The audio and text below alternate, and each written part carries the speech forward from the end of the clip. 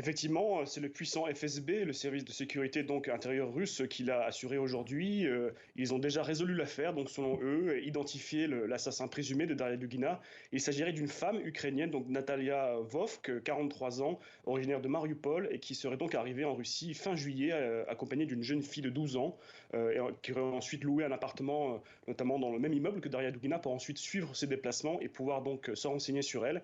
Et une fois l'acte commis, eh bien, cette femme aurait quitté la Russie fui vers l'Estonie pour ensuite se réfugier. Donc, une vitesse de résolution de l'affaire qui a beaucoup étonné en Russie, c'est le moins qu'on puisse dire.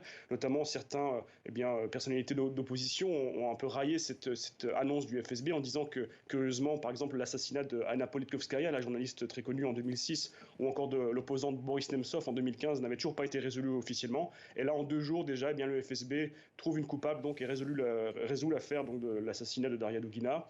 En tout cas, sans surprise, les autorités russes donc, montrent Kiev du doigt. Effectivement, depuis le début, donc depuis l'explosion de la voiture de Daria Dugina, c'était vraiment la théorie la plus en vogue à Moscou. Différents canaux pro-Kremlin, différentes chaînes également de télévision pro-russes ont tout de suite accusé donc, l'Ukraine. Désormais, c'est les services secrets ukrainiens donc, qui sont accusés d'avoir commandité cet attentat.